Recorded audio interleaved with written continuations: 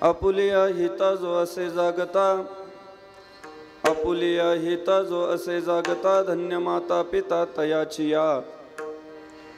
कुळी कन्या पुत्र होती जे सात्विक, तयाचा हरिक वाटे देवा.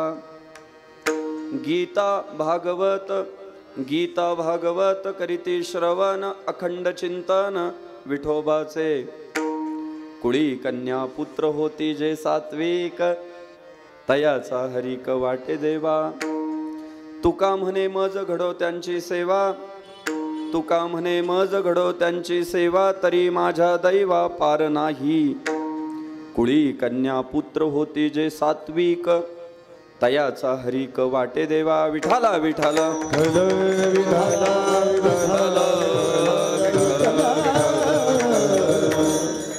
सोशल मीडियावर एक व्हिडिओ फिरत होता, तुम्ही सगळ्यांनी तो पाहिला असेल.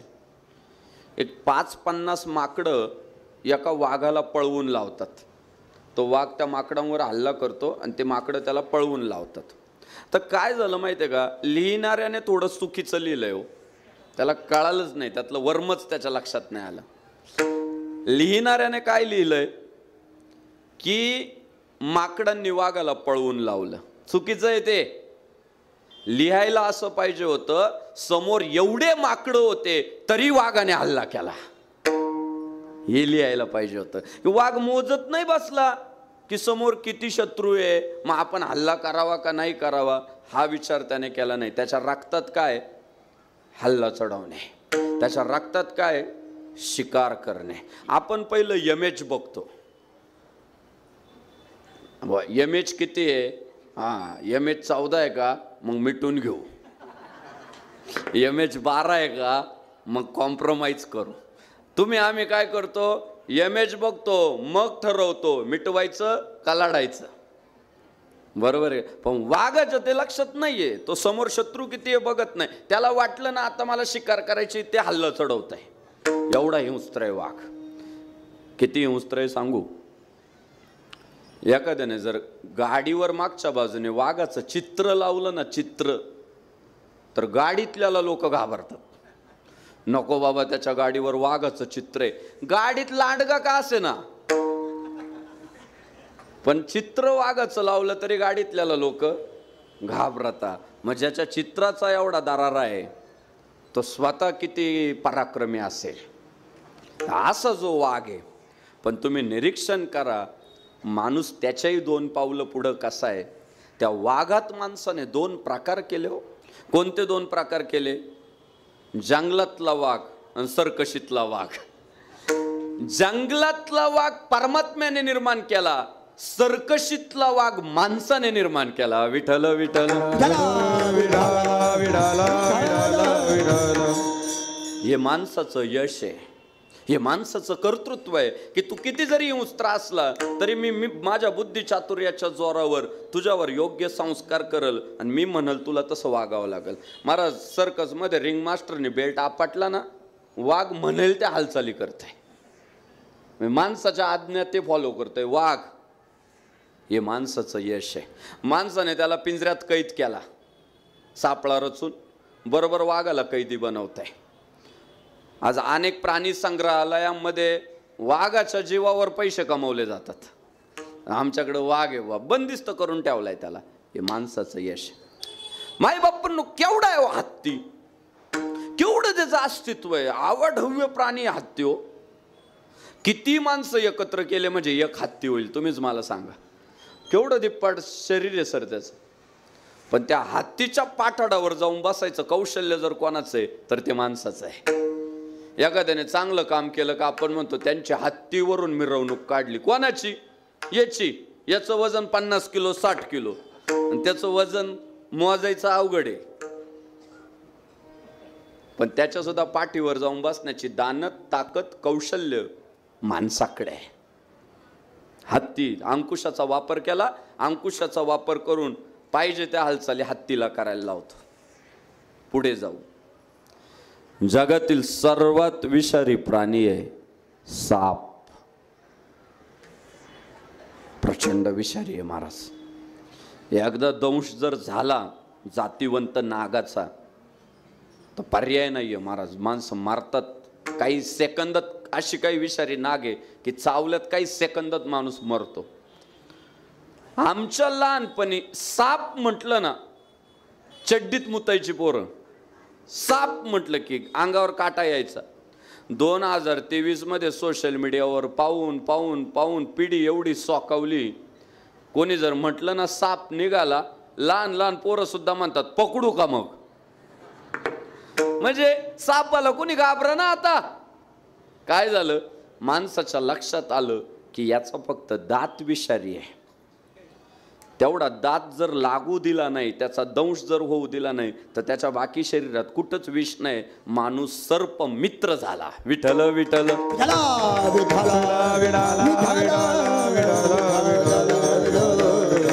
अर्थात काय, त्याने त्याच्या बुद्धी चातुर्याच्या जोरावर हिंस्त्र प्राण्यांवर यश मिळवलं, आवाढव्य प्राण्यांवर यश मिळवलं, विषारी प्राण्यांवर यश मिळवलं. एवढंच नाही हो,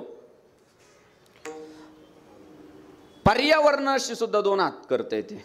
हवामानाशी निसर्गाच्या पुढं कोणच नाही, हा अंतिम सिद्धांत आहे. पण तरी सुद्धा एखाद्या नदीला जर पूर येणार असला ना, याला 15 दिवस आधी कळतं. हवामान खातं 15 दिवस आधी सांगतंय की त्या नदीला पूर येणार आहे, त्या नदीकाठची गावं मोकळी करा बरं. सांगतं का नाही सांगत. आमचा मराठवाड्यातला पंजाबराव डग तर 6-6 महिने पुढचं सांगतंय की 6 महिन्याने उत्तर महाराष्ट्रात काय परिस्थिती राहील, पश्चिम महाराष्ट्रात काय परिस्थिती राहील, विदर्भात काय, खानदेशात काय. मग एवढं परफेक्ट सांगतोय ना तो माणूस. आज शेतकऱ्यांच्या पोरांनी काही फॉलो केलेला असेल किंवा नसेल, पण पंजाबराव डग फॉलो केलेलंच आहे. पोरं फवारणी करायची म्हटले तरी पंजाबराव डगचा आधी पाहतात कधी पाऊस पडणार आहे काय. सध्या ब्राह्मण सुद्धा पाहायला लागले की पंजाबराव डग नेमकं पावसाचा अंदाज कधी देतय, त्यानुसार तिथी काढायला लागली. की लग्नाची तिथे काढायची म्हटली ना, आधी पंजाबराव डगचा ऐकता व त्या पिरियडमध्ये पाऊस आहे का काय, वातावरणाचा जोर. म्हणजे मायबापांना सध्या ढगांचा अंदाज आहे ना, डखांना चांगला कळतोय. डग त्या बाबतीत तरबेज झाले. काय हो हे माणसाचं यश आहे, हे माणसाचं कौशल्य. पूर्वी दुष्काळ पडणारे अशी नुसती चर्चा सुरू झाली ना, माणसं 5-5 किलोने उतरायची की बुवा दुष्काळ पडला. दुष्काळ पडणारे या भीतीने काही माणसं मारायची. पडल्यावर तर वेगळाच भाग, पण माणूस एक पाऊल पुढं चालत गेला, काळावर मात करत गेला.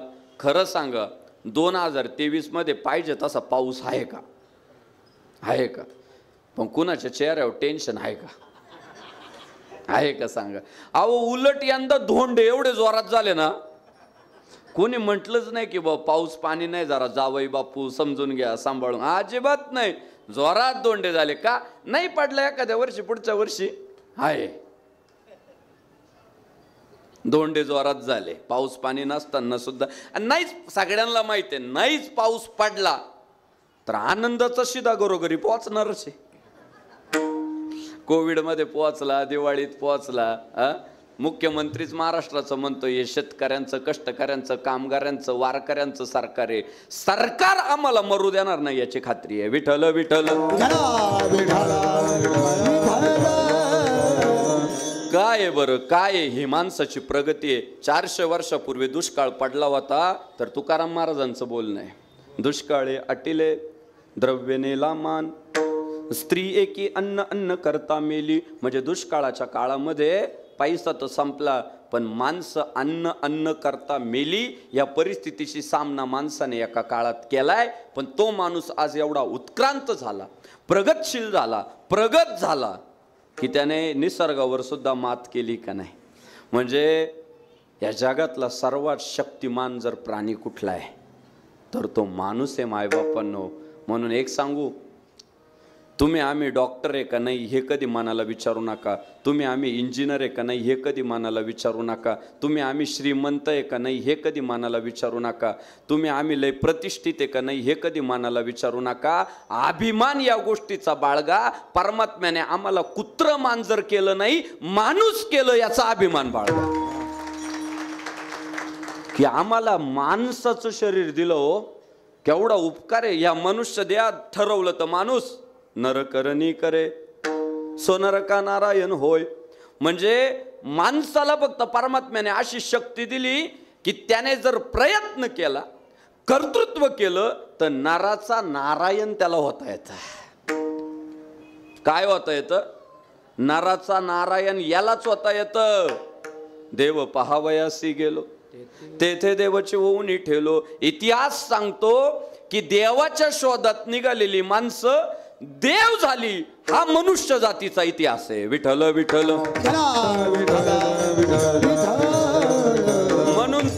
म्हणून तर साधू संतांनी सांगितलं, याची देही घडे देवाचे भजन, आणि कहे ज्ञान नाही कोठे. ते म्हणाले, बाबा ही संधी फक्त मनुष्याला आहे बर का, इतर प्राण्यांना ती संधी नाहीये. पण आता प्रामाणिकपणे उत्तर द्यायचं, कीर्तनाला कोण येतात? फक्त माणसं येतात. फक्त कोण येतात? कुत्रे येतात का? आले कुत्रे? कुत्रे इकडं फिरकत पण नाही. आणि उद्या जर तुम्ही एखाद्या कुत्र्याला म्हटले, का रे एवढा खर्च चाललाय, एवढा मोठा उत्सव चाललाय, मातृशक्तीचा गौरव चालला, तू काय येत नाही? काय उत्तर देईल? आमच्या जमातीत ते काम केलं जात नाही, आमची जमात फक्त भुकायचं काम करते. विठ्ठल विठ्ठल. कुत्री आली का इकडं? नाही. कुत्रा आला का? मांजर आलं का? बैल आला का इकडं? बैल एकाच चौकातून कधी कधी दिवसाला 8 चक्रा मारितो, सारखा एकाच चौकात फिरत राहतो. पण बैलाला वाटलं का इकडं कीर्तन ऐकायला जावं आपण? त्याला समजा विचारलं, का रे बैला तू येत नाही? तो एकच उत्तर देईल, मी बैल आहे बुवा. आणि वळूचं काय काम आहे तिकडं? आणि हे महाराजांनी सांगितलं, देवे दिला देह भजना गोमटा, आणि तो हा झाला फाटा. म्हणून देवाचे उपकार हे माना की आम्हाला त्याने मनुष्य केलंय राव. आणि सांगू, या मनुष्याने ठरवलं ना महाराज, अशक्य गोष्टी शक्य होतात हो. याने जर वज्रमूठ बांधली, आणि त्याच्यासाठी फक्त काही नाही हो, आयुष्याचा सदुपयोग करायचा आहे फक्त. की माझा क्षण, तुकाराम महाराज जगद्गुरु होतात. काय होतात? जगद्गुरु होतात. आपण म्हणतो तुकाराम महाराज सामान्य खेड्यात जन्मले, कधी शाळेत गेले नाही, पण आजही तुकाराम महाराजांच्या अभंग पंचम वेद म्हटलं जातं. तुकाराम महाराजांच्या गाथ्याला आपल्याकडे 4 वेद आहेत, पण महाराष्ट्र म्हणतो नाही 5 वेद आहे. 5वा वेद कोणता आहे? गाथा आहे. कधी मनाला फक्त प्रश्न विचारून पहा की त्या बाबाने 5वा वेद निर्माण कसा केला असेल? त्याचं उत्तर एकच आहे, भजनी विक्षेप तेची पै मरण, न जावा तो क्षण एक वाया. आयुष्याची किंमत कळाली होती. लय नाही, 42 वर्ष आयुष्य आहे तुकाराम महाराजांचं. किती? 42 वर्ष. पण 42 वर्षात त्यांनी काय केलं माहितीये का? वेळापत्रक चांगलं तयार केलं. आयुष्याचं वेळापत्रक ज्याला करता आलं ना, तो यशस्वी होतो. तुम्हाला आयुष्य किती मिळालं यापेक्षा मिळालेल्या आयुष्याचं तुम्ही नियोजन कसं केलं हे फार महत्वाचं आहे.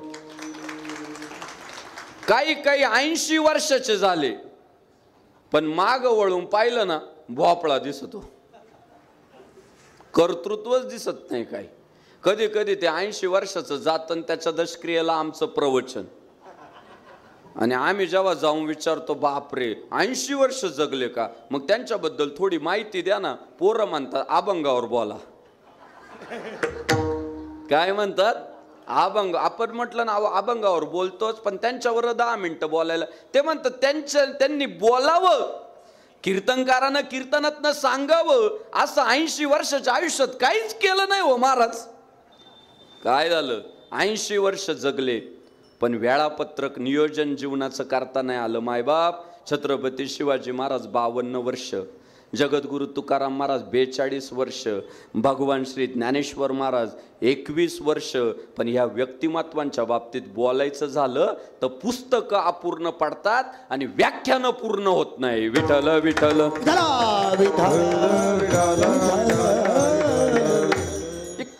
आयुष्याचं मॅनेजमेंट आहे. कळालेलं आहे की कोणत्या, आपल्याकडे लय भारी पद्धत आहे महाराज. ब्रह्मचर्य आश्रम, गृहस्थाश्रम, वानप्रस्थ आश्रम आणि संन्यास आश्रम. एवढं जरी कळालं ना, की योग्य वयात अभ्यास केला पाहिजे, योग्य वयात संसार केला पाहिजे, योग्य वयात यात्रा केली पाहिजे आणि योग्य वयात मोक्ष मिळवला पाहिजे. माणूस जिंकला.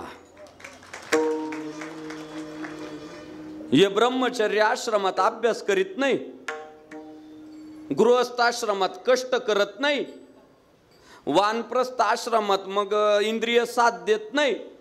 आणि मग वानप्रस्थच्या वेळी म्हणजे काही 40 वर्षाचे झाले, 40, आणि मग आईबाप म्हणतात आता तो थोडं थोडं काम करायला लागला. अरे 40 वर्षाचा झाला तो, आता थोड्या वर्षांनी तो वानप्रस्थ करायचा आहे. मी तर म्हणतोय लग्नाचे सुद्धा टायमिंग आता इतके चुकायला लागले दादांनो, मॅनेजमेंट आयुष्याचं नसल्यामुळं. कायदा सांगतो आणि विज्ञानही मान्य करतं, 18 वर्ष पूर्ण झालं की मुलीचं लग्न झालं पाहिजे. 21 वर्षाचा मुलगा झाला की त्याचं लग्न झालं पाहिजे. काही 40 वर्षाचे झाले पण अजून लग्न नाही हो. काहींचे केस पांढरे झाले, पोट सुटले. मी तर त्यांना सांगतोय तुम्ही आता त्या भानगडीत पडू नका. खरं सांगतो तुम्हाला, टायमिंग हुकला ना म्हणजे पेरणीचा काळ कधी आहे, पाऊस पडून गेला, मातीचा वापसा निघून गेला आणि मग हा पेरायला निघाला, ते उगवणार आहे का? आणि उगवलं तर नीट उगवल का? तुम्ही उलट तसे राहा. आता पतंजली सारखी अजून एखादी कंपनी तयार होईल. सध्या बिना लग्नवाल्यांचा देशाला लय फायदा आहे. काय मत आहे तुमचं? काय प्रत्येकाने केलं, लोकसंख्या वाढायला लागली, प्रत्येकाने केलंच पाहिजे. टायमिंग हुकला ना माय बापांनो. मी दोष देतोय असं म्हणणं नाही, मला कोणाची निंदा करायची असा पण प्रकार नाही. पण तुम्ही वेळ घालवली ना. काही पुरी शिक्षणा पायी 30 वर्षाच्या व्हायला लागल्या. काय उपयोग आहे हो? 30च्या पुढे निघाली की सुरकुत्या पडायला सुरुवात व्हायला लागली. आता ब्युटी पार्लरवाली चांगली भेटली तर बरं आहे. ती जर नाही चांगली भेटली ना, ती लय फाउंडेशन लावी ती, पण चेहरा नाही चमकत, सुरकुत्याच चमकतात. परवा एका बाईने आंघोळ केली, अर्धा गमीला माती निघाली.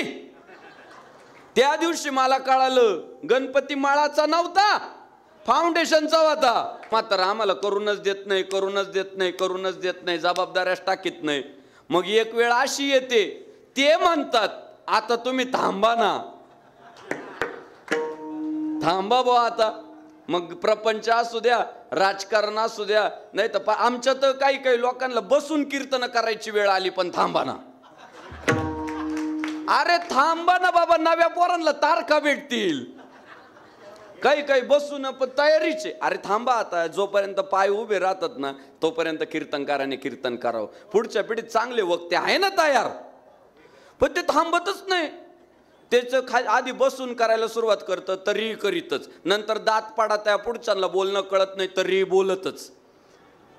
नंतर फक्त पुढं लोक बसलेले असतात ना, हा काहीतरी बडबड करीत राहतो तरी त्याचं चाललंय. मग एक वेळ अशी येते, लोक म्हणतात की पूर्वी ते लय फेमस होते पण आता ते काय बोलतात तेच कळत नाही, त्यामुळं त्यांची तारीख नको. हा पराभव आहे, हा पराभव आहे. सासूबाईला योग्य वयात योग्य वेळेत कळालं पाहिजे सुनावर जबाबदाऱ्या कधी टाकायच्या. बापाला योग्य वयात कळालं पाहिजे पोरावर जबाबदारी कधी टाकायची, पुतण्यावर जबाबदारी कधी टाकायची, भाच्यावर जबाबदारी कधी टाकायची, नातवावर जबाबदारी कधी टाकायची. नाही तर भल्या भल्यांना पोरं म्हटले काका, भल्या भल्यांना मातब्बरांना काय म्हटले, आता तरी थांबा, आता तरी. हा पराभव आहे जीवनातला. हे नाही झालं पाहिजे. सासूबाईला सुद्धा माझी विनंती आहे की तुम्ही ना योग्य वयात सुनेवर जबाबदाऱ्या टाका. काय आहे माहिती आहे का, सासू सुनेवर आहे ना बोलावं तेवढं थोडं आहे हो. तुमच्या माहितीच तो सांगतो, माता भगिनींची संख्या जास्त आहे, जीवाचे कान करून कीर्तन ऐका. स्त्री आहे ना, मुलगी म्हणून चांगली आहे, आई म्हणून चांगली आहे, आत्या म्हणून चांगली आहे, मावशी म्हणून चांगली आहे, मैत्रीण म्हणून चांगली आहे. पण तीच स्त्री जेव्हा सून होती ना ती वाईट आहे. जी स्त्री आत्या, मावशी, मामी, काकी म्हणून चांगली आहे, ती स्त्री जेव्हा सासू होती ना तेव्हा वाईट आहे. तुम्ही बघा, त्यातली त्यात तुम्हाला खरं सांगू का, सासवांनो सासवांनो, जीवाचे कान करून ऐका सासवांनो, बाकी कोणाशी कशाही वागा, पण सुनेशी थोडं जुळवूनच घ्यावं.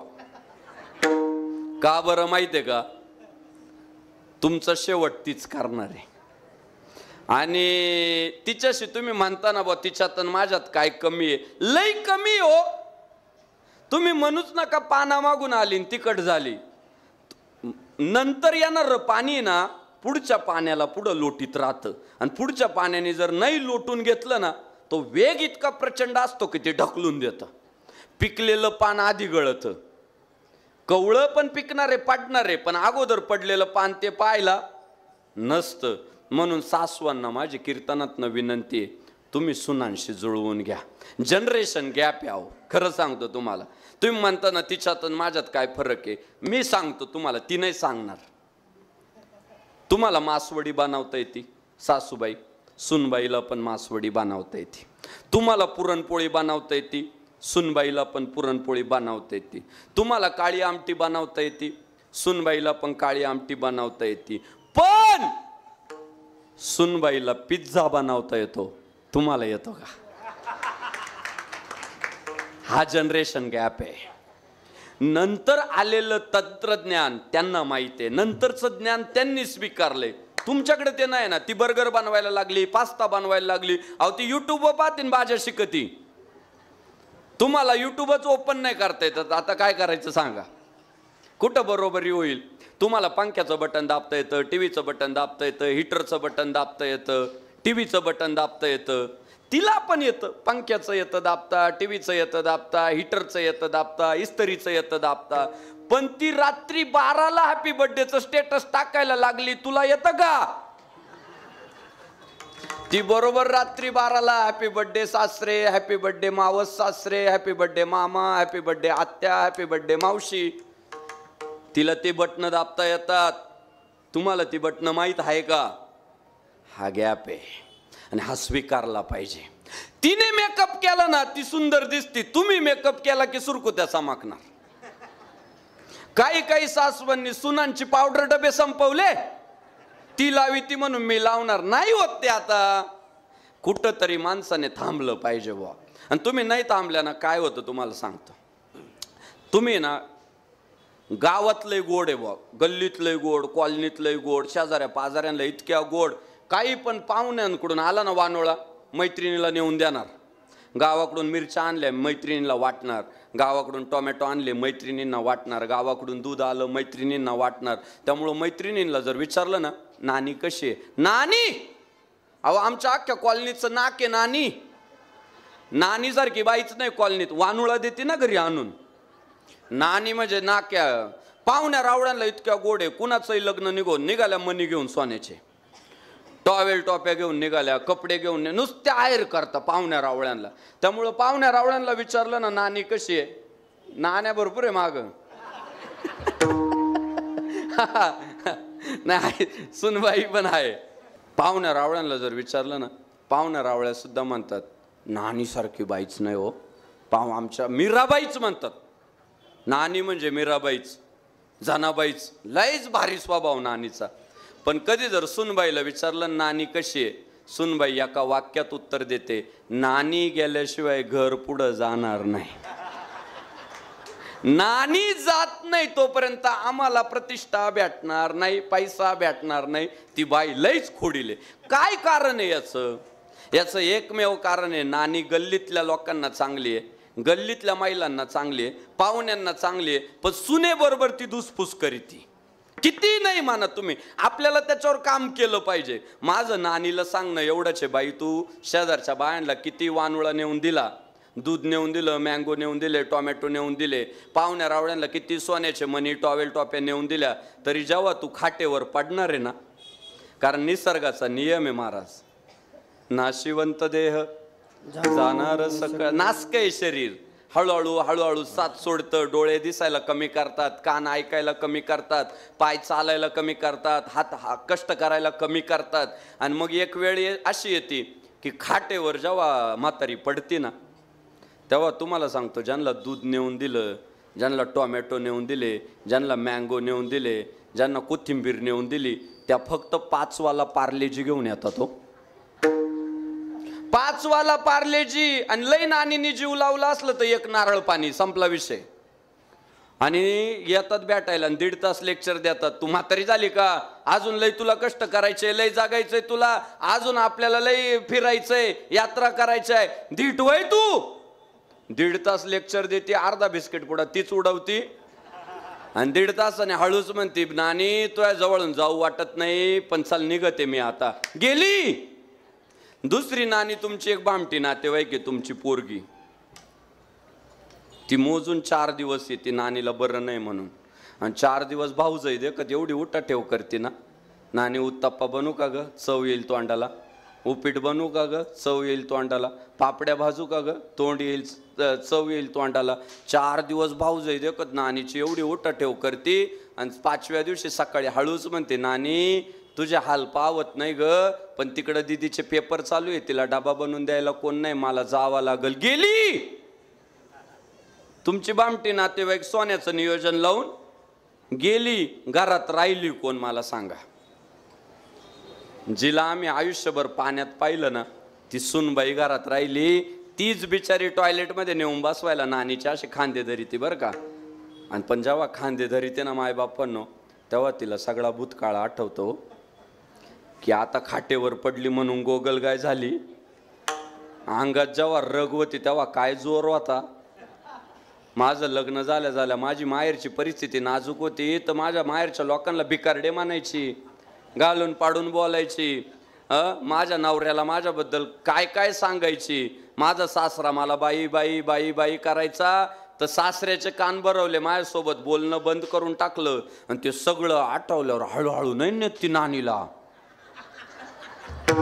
ते सगळं आठवल्यामुळं सर ती अशी ओढीतच नेती म्हातारीला परपट्टीत, चला ना. आणि तुमच्या आमच्यासारखी पाहुणी मंडळी तिथं जर असली त्या क्षणी, तर आपण म्हणतो या घरात म्हातारीवर लय अन्याय होतोय. मायबाप, म्हातारीवर अन्याय होत नाहीये, म्हातारीचा भूतकाळ लय वाईट आहे, आपल्याला माहीतच नाही. नाथबाबा बोलले, केले कर्म झाले तेची भोगा आले आणि उपजले मेले ऐसे किती. बाबा तुम्ही जसं समोरच्याशी वागणार आहे ना, रिटर्न येणार आहे. हो, जेवढ्या जोरात तुम्ही थ्रो करणार आहे तेवढ्या जोरात तो रिटर्न पण येणार आहे. आपल्याला असं वाटतं मी केलं नाही, त्याचे फीडबॅक घ्यायचे दादा.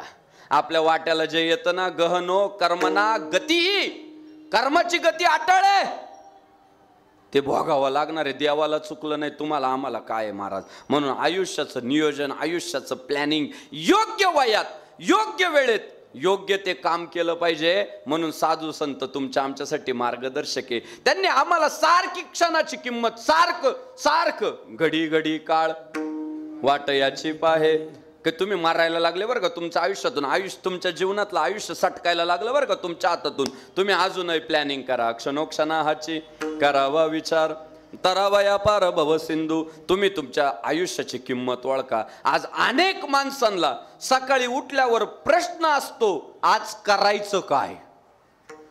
प्लॅनिंगच नाही ना, प्रश्नचिन्ह आहे काहींच्या पुढं. एखाद्याला जर सकाळी म्हटलं ना, चाल तुला भजे खाऊ घालितो, दिवसभर त्याच्या बरोबर भाज्यावारी. म्हणजे तुमच्या दिवसाची किंमत 1 प्लेट भजे. एखाद्या बाईने अर्धा कप चहा पाजला म्हणजे पार्टीला मुलीचं, सुनाचं, आत्याचं, मावशीचं, बापाचं 4 तास सांगायचं. म्हणजे अर्ध्या कप चहा मध्ये तुम्ही तिचे 3 तास एंटरटेन केले. म्हणजे काय, याचा एकच अर्थ आहे, तुम्हाला आम्हाला आयुष्याची गंमत कळाली नाही, आयुष्याची मजा कळाली नाही, आम्ही मॅनेजमेंट केलं नाही. जी माणसं मोठी झाली ती वारकरी संत विचारांमुळे झाली. सर तुम्ही बघा, छत्रपती शिवाजी महाराज स्वराज्य उभं करतात. कधी जर खोलात जाऊन अभ्यास केला ना, तर तुम्हाला एका प्रश्नाचं उत्तर मिळेल. शिवाजी महाराजांना ऊर्जा दिली ती जगद्गुरु तुकाराम महाराजांनी. कीर्तन किती महत्वाचं आहे. आज 29 वर्षांपासून इथं का कीर्तनाचं आयोजन आहे. समाज तो भरकटायला लागला.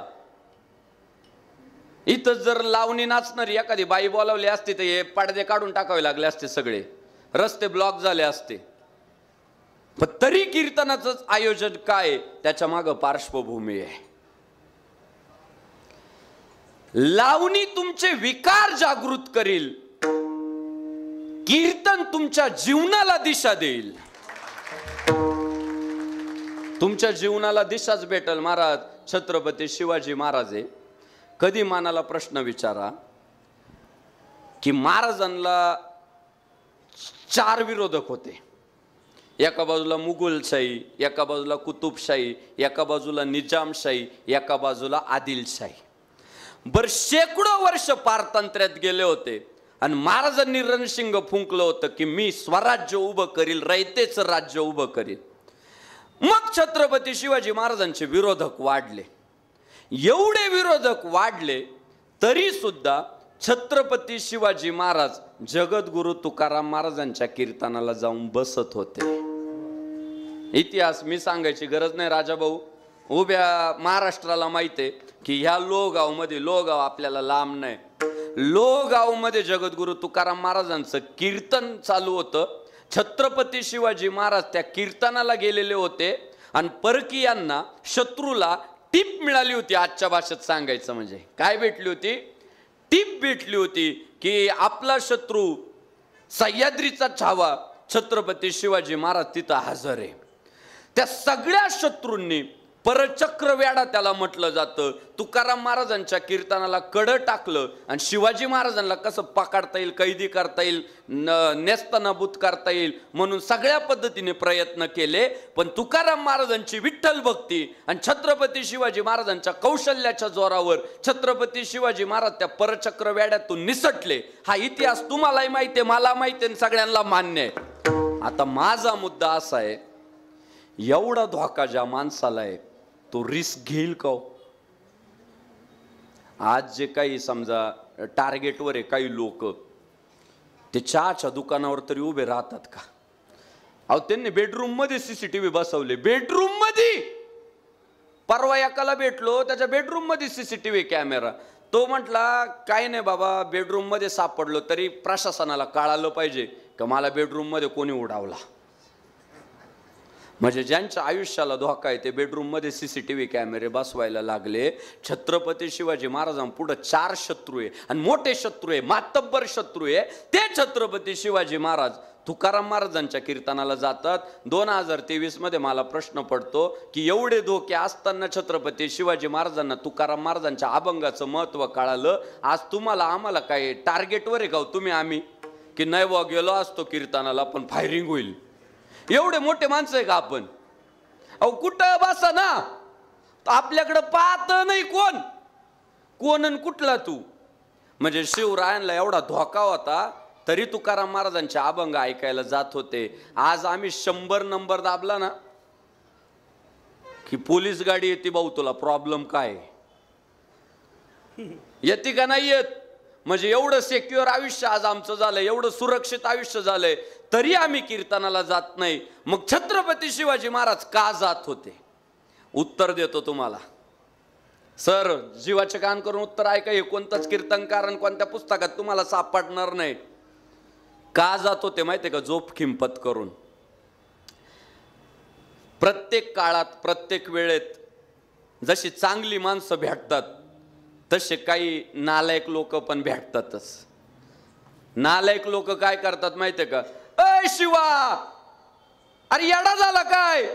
अरे तो औरंगजेब दिल्लीचा बादशाह आहे, त्याच्या नादी लागायला लागला का तू? अरे तुला कुठं पुरून टाकेल कळणार पण नाही. तू काय स्वराज्य स्वराज्य घेऊन बसला? एवढी सोपी गोष्ट आहे का ती? आणि मग तो कोणी केलं असतं. त्याच्याकडे तोफखाने, त्याच्याकडे घोडे, त्याच्याकडे सैन्य दळे, त्याच्याकडे घोडदळे, हत्ती आहे. तुझ्याकडे काय?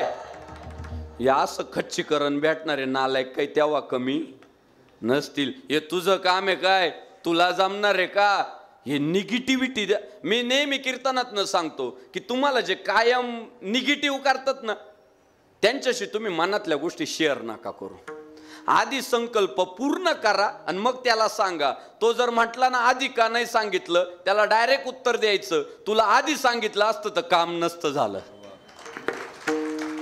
कारण तू माझं खच्चीकरण केलं पाहिजे. माणूस पहिल्यांदा रणांगणात नाही हरत, पहिल्यांदा तो मनात हरतो आणि मनात हरलेला माणूस रणांगणात कधीच जिंकू शकत नाही.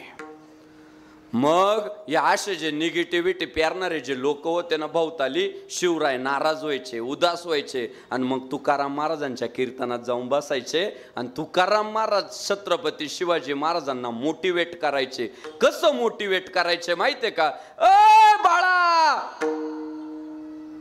परमात्म्याने माणसाला इतकं शक्तिशाली बनवलंय, इतकं प्रभावी बनवलंय की या जगात अशक्य अशी कोणतीच गोष्ट नाहीये, फक्त अभ्यास करायची तयारी. असाध्य ते साध्य करिता सायास करण अभ्यास तुका म्हणे करण अभ्यास. असाध्य करिता सायास करण अभ्यास तुका म्हणे करण अभ्यास. असाध्य ते साध्य करिता सायास करण अभ्यास तुका म्हणे करण अभ्यास तुका म्हणे.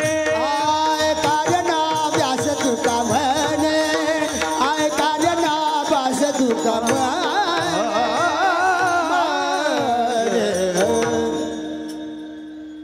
400 वर्षापूर्वीचं मोटिवेशन आहे बरं काय. आज आम्ही मोटिवेशनल स्पीकर कडे जातो, तो काय सांगतो आम्हाला, तू करू शकतो. पण 400 वर्षापूर्वीचे तुकाराम महाराज तुम्हाला आम्हाला काय सांगतात? असाध्य, अशक्य गोष्ट असाध्य ते साध्य करिता सायास आणि कारण अभ्यास तुका म्हणे.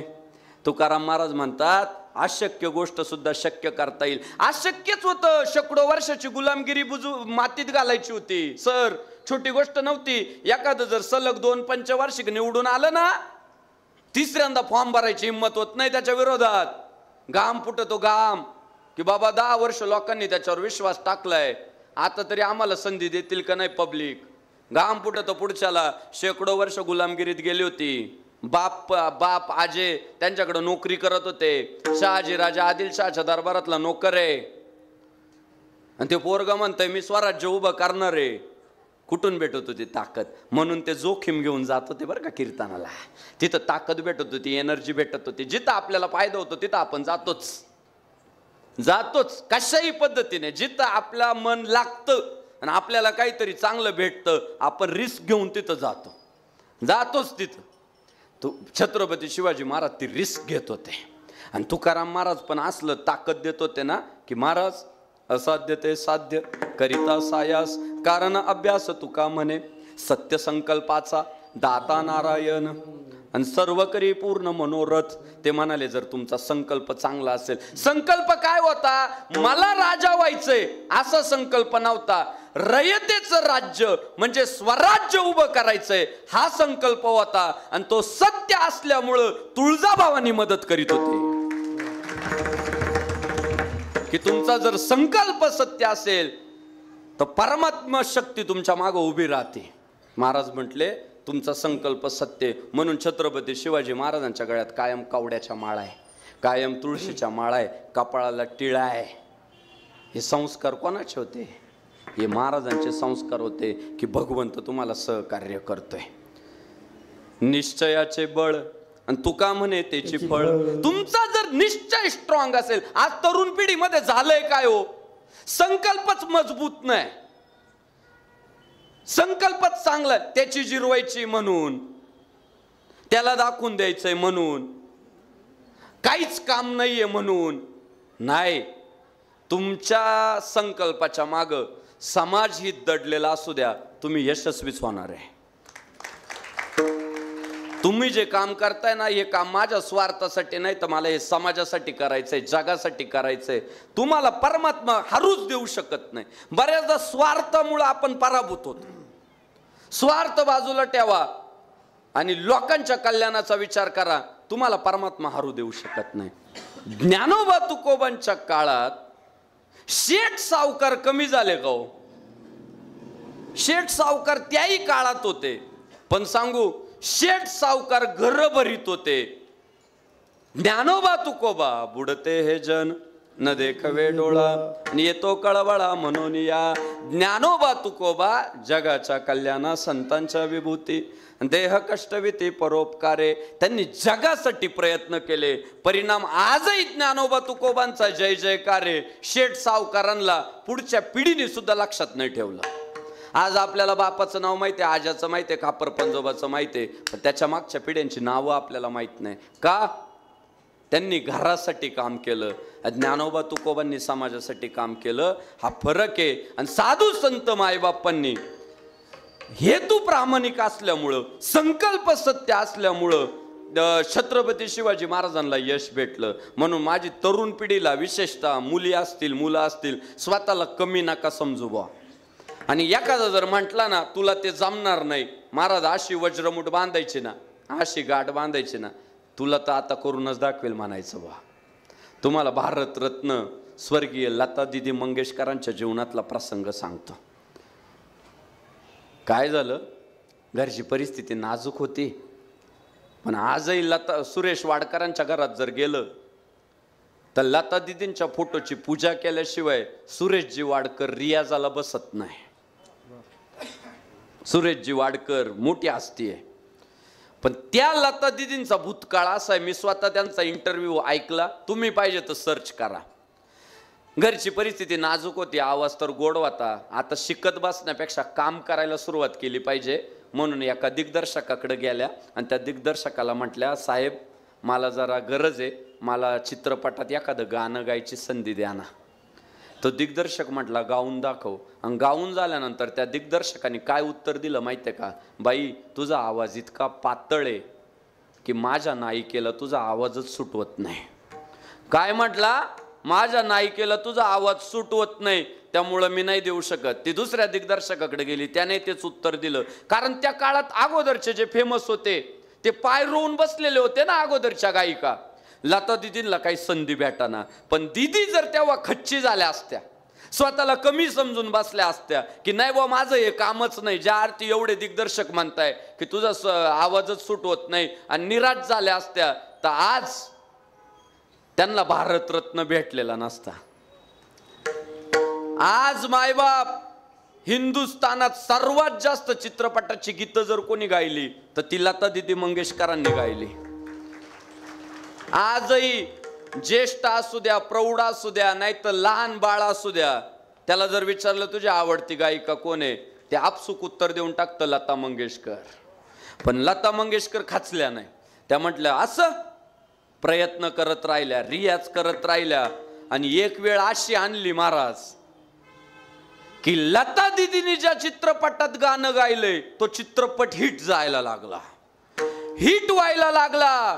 एक वेळ अशी आली की दिग्दर्शकांच्या लक्षात आलं लताबाई ज्या चित्रपटात गाते ते चित्रपट हिट होतात.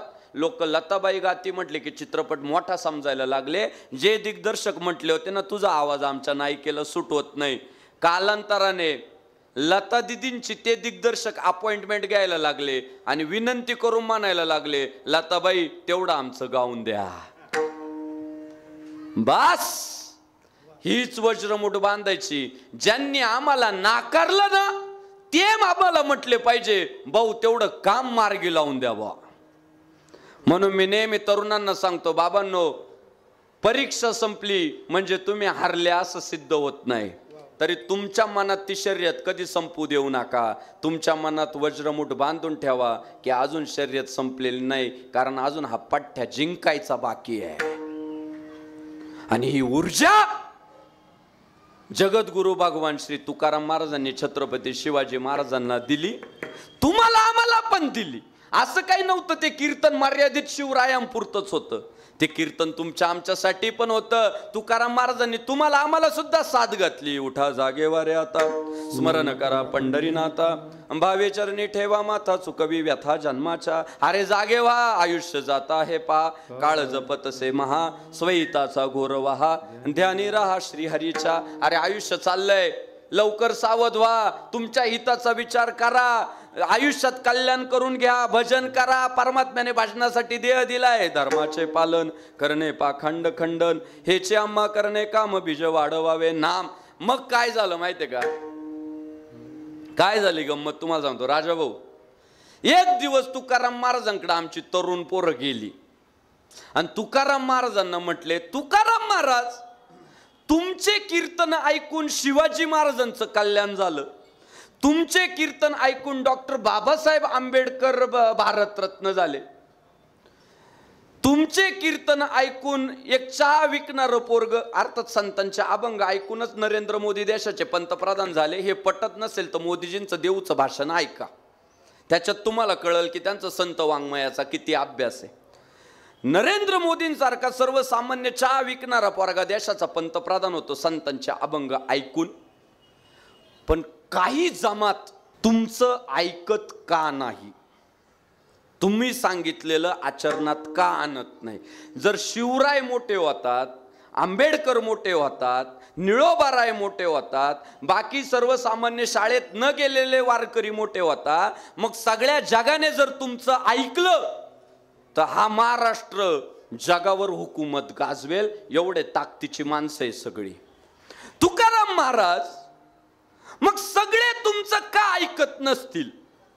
तुकाराम महाराज म्हटले प्रश्न अगदी बरोबर आहे की मी तर ऊर्जा दिली, मी तर ताकद दिली, मी तर मोटिवेट केलं, मी तर मार्ग दाखवला, पण सगळे माझं ऐकत नाही. त्याचं एक वैज्ञानिक कारण आहे आणि ते वैज्ञानिक कारण अभंगाचं पहिलं चरण आहे. आपोलिया हित जो असे जगता, आपोलिया हित जो असे जगता, आपुलिया हिता जो असे जगता, आपुलिया हिता जो असे जगता, आपोलिया हित जो असे जगता, आपोलिया हित जो असे जगता, आपुलिया हिता जो असे जगता, आपुलिया हिता जो असे जगता. धन्य माता पिता तयाचिया, धन्य माता पिता तयाचिया, कुळी कन्या पुत्र होती जे सात्विक, कुळी कन्या पुत्र होती जे सात्विक. धन्य माता पिता तयाचिया, धन्य माता पिता तयाचिया, कुली कन्या पुत्र होती रे सात्विक, कुली कन्या पुत्र होती रे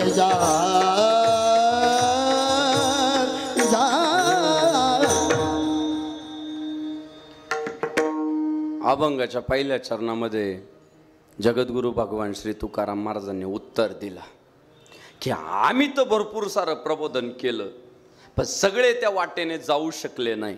त्याचं एकमेव कारण आहे. आता या मंडपात सुद्धा आहे ना, काही काही 5-5, 10-10 किलोमीटरवर न येतात आणि काहींचे घर शेजारी राहतात पण इकडं फिरकत नाही फिरकत. काय कारण आहे? तुकाराम महाराजांनी उत्तर दिलं, आपुलिया हिता जो असे जागता आणि धन्य माता पिता तयाची. ते म्हणाले थोडं वैज्ञानिक कारण आहे बुवा. काय? आनुवंशिकता चांगली पाहिजे म्हटले. जर रक्तातच नसेल ना तर काही करू शकत नाही. ते गट्स, ते गुण, ते विचार, ती वृत्ती शुद्ध बीजापोटी फळे रसाळ गोमटी. तुम्ही जर आंब्याची कोय रोवली आज तर भविष्य काळात त्या झाडाला आंब्याचे फळं येणार आहे. पण तुम्ही कडवट लिंबोळी पेरली तर भविष्य काळात म्हणून चालेल का आंबे कधी येतील, आंबे कधी येतील? नाही, त्याला कडवट लिंबाचा पालाच लागणार आहे. बरोबर आहे का नाही? बास तुकाराम महाराज तेच म्हटले की पवित्र ते कुळ, पावन तो देश. संतांना म्हणता आलं असतं ना, हे आमच्या गात्याचा परिणाम आहे हा. एखाद्याने माळ घातली, एखादा भजन करायला लागला, धर्माचं कार्य करायला लागला, समाज पुढे घेऊन जायला लागला. तुकाराम महाराजांना म्हणता आलं असतं पंचमवेदाचं आउटपुट आहे. आम्ही अभंग केले, लोकांनी वाचले, लोक सुधारले. नाही, ते म्हटले आम्हाला त्याचं श्रेय नका देऊ. ज्यांनी आयुष्यात काही चांगलं करून दाखवलं त्यांचं कुळच चांगलं होतं, त्यांचा घराणाच चांगला होता. पवित्र ते कुळ, पावन तो देश, जेथे हरीचे दास जन्म घेती. ते म्हणाले शुद्ध बीजापोटी फळे रसाळ गोमटी. ते म्हणाले बाबा अनुवंशिकतेत यावं लागतं बा, रक्तात यावं लागतं. म्हणून अभंगाचं पहिलं चरण केलं की ज्यांना आम्ही तर हिताचा विचार सांगितला, मार्ग दावून गेले आधी दयानिधी संत ते, आणि तेनेचे पण ते चालव जाता न पडे गुंता कोठे काही, त्याची माझे हित करीती सकळ, जेने हा गोपाळ कृपा करी. त्यांनी हिताचा विचार सांगितला, पण सगळ्यांनी अंगीकारला का नाही? आम्ही म्हणतो तंबाखू खाऊ नका, कॅन्सर होतो. लोक ते चित्र पाहत पाहत काही खातात, ते सडलेले तोंड पाहतात. आता तंबाखूच्या पुडीवर मागच्या बाजूने लिहिलं ही खाल्ल्याने कॅन्सर होतो. काही काही ते चित्र पाहत पाहत खातात, काही त्यांच्यावर परिणाम नाही होत. परवा तर आमच्या म्हणजे एक हॉटेलच्या बाहेर मी उभा होतो, BMW मधनं एक उतरलं, BMW मधनं, आणि त्याने त्या RMD गुटखा नाही का, RMD, त्या RMD गुटख्याची सर पुडी नाही घेतली, आखी ती पट्टीच घेतली हो विकत, आखी पट्टी विकत घेतली. आणि मी ते पाहिलं व अरे म्हटलं देवाने एवढं चांगलं त्याला प्रारब्ध दिलं, एवढी ब्रँडेड गाडी दिली, एवढा पैसा दिला, खुशाल पट्टीच्या पट्टी घेतली त्याने. तो टपरीवाला माझा मित्र आहे, त्याला विचारलं का रे ही आखी पट्टी घेतली डायरेक्ट? म्हटलं मग श्रीमंत माणूस येतो. म्हटलं आता हा किती दिवसांनी येईल परत तुझ्याकडं? म्हटलं उद्या. म्हणजे एक पट्टी त्याला दिवसाला लागती. काय हो हे? म्हणजे विकणारी कंपनी तुम्हाला सांगायला लागली खाऊ नका, कीर्तनकार तुम्हाला सांगायला लागलो खाऊ नका, आईबाप तुम्हाला ओरडून सांगताय बाबांनो दुर्व्यसन करू नका, तरी तुम्ही करताय. उत्तर काय? तुमचं अंतकरणच शुद्ध नाही, तुमच्यात गुणसूत्रच चांगले आले नाही. हाच त्याचं उत्तर आहे महाराज. एखाद्या माणसाला महाराज एखादं वाक्य इतकं लागून जातं ना महाराज, कलाटणी भेटून जाते आयुष्याला. काय नाही, जोग महाराजांना गंगागिरी महाराज फक्त एवढेच म्हटले होते. स्वानंद सुखनिवासी सद्गुरू जोग महाराजांनी पंढरपूरमध्ये पैलवान उचलून टाकला आणि जोग महाराजांना सगळ्यांनी खांद्यावर घेऊन नाचायला लागले. गंगागिरी महाराज तिथं उपस्थित होते, सरला बेटचे, आणि गंगागिरी महाराज जोग महाराजांना एवढंच म्हटले, ए पैलवान पाडला म्हणून एवढा काय नाचतो, काळाला पाडून दाखव मग तुला पैलवान म्हणल. आणि महाराज ते वाक्य एवढं लागलं जोग महाराजांना, आळंदीला गेले, भामचंद्र डोंगरावर गेले, ज्ञानेश्वरी गाथा पाठ करूनच खाली उतरले. 100 वर्षाचा इतिहास असलेली संस्था निर्माण केली स्वानंद सुखनिवासी सद्गुरू जोग महाराज वारकरी शिक्षण संस्था. 100 वर्ष पूर्ण झाले संस्थेला, जिथं शिक्षकाला पगार नाहीये आणि विद्यार्थ्याला फी नाहीये. आज जो या नारदाच्या गादीवर उभा राहिलेला कीर्तनकार आहे ना, तो सद्गुरू जोग महाराज की जय म्हटल्याशिवाय पुढे जात नाही. लागलं फक्त तेवढं वाक्य. आणि आम्हाला काय झालंय काय काय कळेनाच हो. किती बोला किती सांगा परिणामच नाही.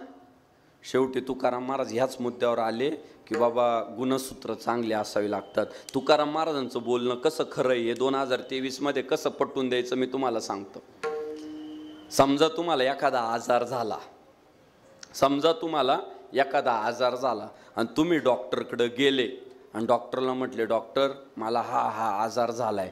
ते डॉक्टर आहे ना तुम्हाला काही प्रश्न विचारतं आणि त्याचा अत्यंत महत्वाचा पहिला प्रश्न असतो का हो हा आजार तुमच्या घराण्यात अगोदर कोणाला होता का? मग ते जर पेशंट म्हटलं ना की नाही आमच्या घरात कोणालाच नव्हतं हो मलाच झाला, ते डॉक्टर असं खुश होतं, काळजी करू नका ना, मग मी तुम्हाला गोळ्या देतो, औषधं देतो, ट्रीटमेंट करतो, एवढी ट्रीटमेंट तुम्ही व्यवस्थित फॉलो करा, तुम्हाला रिपेअर करायची जबाबदारी माझी, कॉन्फिडन्स देतं ते. पण जर पेशंट म्हटलं ना डॉक्टर साहेब माझ्या आजोबाला हा आजार होता बा, ते डॉक्टर एवढं तोंड करीत बरं का, मग साहेब मी तुम्हाला गोळ्या देतो बरं का, तुम्ही औषधं घ्या, पण प्रॉब्लेम असा आहे तुम्ही 100% आजारातून बरे व्हाल याची मी तुम्हाला खात्री नाही देऊ शकत. का? हा आजार तुमच्यात अनुवंशिकतेने आलाय, पिढ्यानुपिढ्या तुमच्या रक्तात तो आजार आलाय. मग तुकाराम महाराजांचं 400 वर्षापूर्वीचं बोलणं कसं खरं आहे सांगू का? रोग जर अनुवंशिकतेने येऊ शकतो तर संस्कार सुद्धा अनुवंशिकतेने येतात. म्हणून छत्रपती शिवाजी महाराज जन्माला यावे असं वाटत असेल तर अगोदर राजमाता जिजाऊ वाघीण जन्माला यावी लागते. अगोदर मायबाप आईच जन्माला यावी लागते हो. आणि एक जातीवंत आई जर जन्माला आली ना, आणि एक जातीवंत बाप जर जन्माला आला ना, पुढची पिढी म्हणजे सोनं आहे हो, सोनं. आज आपल्याला ही भरकटलेली पिढी दिसती, व्यसनाच्या आरी गेलेली. कुठंतरी आईबाप जबाबदार आहे हो. पहिल्या दिवशी जेव्हा त्याच्या तोंडाचा गुटक्याचा वास आला ना, आईने 3 दिवस त्याचं जेवण बंद करायला पाहिजे होतं. आई म्हणाली ब्रश व्यवस्थित कर, तोंडाचा वास येतोय. बाबांना कळल. त्याच्यात तुम्ही दोषांवर पांघरून टाकलं ना, ते बेवडं झालं. त्याच दिवशी जर फटका टाकला असता ना, दुसऱ्या दिवशी त्याने पिऊन यायची हिंमत केली नसती. बापाला ज्या दिवशी पहिल्यांदा कोणतरी म्हटलं ना, तुमचा पोरगा पोरींच्या मागं हॉर्न वाजवायला लागला, त्याच दिवशी त्याच्या गालात टाकायला पाहिजे होती की हा देश मातृपूजक देश आहे. इथं पोरींना जर अशा पद्धतीने हॉर्न वाजवले तर हे घरात सहन केलं जाणार नाही. ते दुसऱ्या दिवशी त्याची हिंमत झाली नसती. उलट एक बाप तर म्हटला, वा वा वा, हॉर्न वाजवला का त्याने, म्हणजे 100% माझंच आहे ते. कळालं का? मी तेच करीत होतो तारुण्यात. असे पोरांना उत्साह नका देऊ, प्रतिसाद नका देऊ, त्यांचे कानदारा जागेवर. ती काळाची गरज आहे. कोणताच पोरगा गावात जाऊन शिवी शिकत नाही, पहिल्यांदा शिवी आपल्या बापाची ऐकतो. कोणतीच पोरगी जे वाईट वळणं लागतात ना, पहिले ती आईला बघ, ती कोणाशी तरी चॅटिंग करताना, आणि मग ती पोरगी फॉलो करते. माझी आई करू शकते तर मी का नाही करू शकत? म्हणून आज पोरींना शिक्षक जाब विचारताय, बाप जाब विचारतात, पण आईची हिंमत होत नाही पोरीला जाब विचारायची. कारण पोरगी उलट उत्तर देती, आई तू पण तर तेच करती ना. विठ्ठल विठ्ठल. परवा एका घरात गेलो, त्यांनी त्यांचं 2 वर्षाचं पोरगच कोंडून ठेवलं डायरेक्ट. बरं मी घरात गेलो, त्याला कळालं पायांचे आवाज आले, कोणतरी आलाय पाहुणा. ते एवढं जोरात दरवाजा वाजवायला लागलं, उघडा उघडा, मला येऊ द्या बाहेर. ते आईबाप त्याला काही बाहेर काढे ना. मग मीच म्हटलं, का बरं त्याला कोंडलंय तिकडं, उघडा की दरवाजा. ते म्हणाले महाराज तुम्हाला हात जोडितो, पण त्याला इकडं आणायचं नाही, त्याला राहू द्या तिथंच कोंडलेला. म्हटलं झालंय का?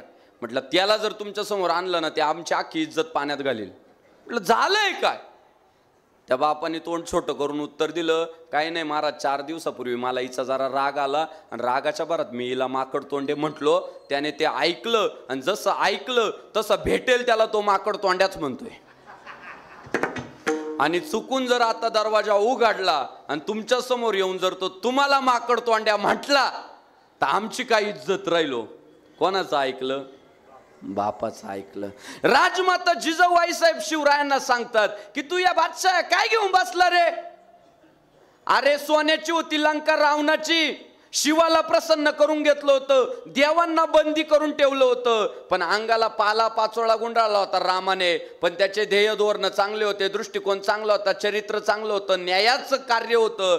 परिणाम सोन्याच्या लंकेच्या मालकाला अंगाला पाला पाचोळ्या बांधलेल्या पोराने हरवलं. हा हिंदुस्थानाचा इतिहास आहे. मग पाला पाचोळा गुंडाळणारं पोरग जर लंकाधीशाला हरवू शकतं, तर हा औरंगजेब किती झाडकी पत्ती आहे रे. हा आत्मविश्वास अगोदर आईने दिला. रामायण महाभारत सांगितलं म्हणजे काय सांगितलं? रामायण सांगितलं म्हणजे रामाने रावणाला हरवलं, आणि महाभारत सांगितलं म्हणजे काय? 5च होते, पण न्यायाच्या बाजूने होते, धर्माच्या बाजूने होते. 100 होते कौरव, पण अन्यायी होते, दुराचारी होते. 100तलं 1 पण जगलं नाही रे बाळा, आणि 5तलं 1 पण मेलं नाही. याला धर्म म्हणतात. हे संस्कार जर लहानपणीच पोरांवर केले की बाबा तू जर सत्याच्या बाजूने चालला तर तुला कोण हरवू शकत नाही, तू जर न्यायाच्या बाजूने चालला तर तुला कोण झुकवू शकत नाही. हा आत्मविश्वास जर पोरांमध्ये भरला तर पोरं धर्मासाठी महाराज पुढे येतील. आज आपल्याला पोरांना तशा पद्धतीने उभं करण्याची गरज आहे. आणि जगद्गुरु तुकाराम महाराजांनी 400 वर्षापूर्वी ते सगळं श्रेय माता पित्यांना देऊन टाकलं की जर भगवत भक्त, धर्माचं आचरण करणारी, समाजसेवा करणारी पिढी जन्माला आली तर त्यांचे आई बापच धन्य आहे. आपुलिया हिता जो असे जागता, धन्य माता पिता तयाची या विठोबा रखुमाई. जय टाळी वाजवा मायबाप, प्रेमानं टाळी. जय श्रीराम. बार घुमा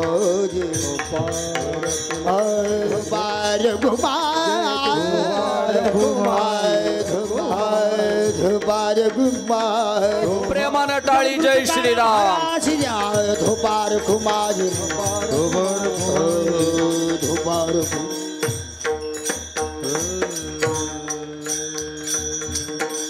दोन गोष्टी आहे.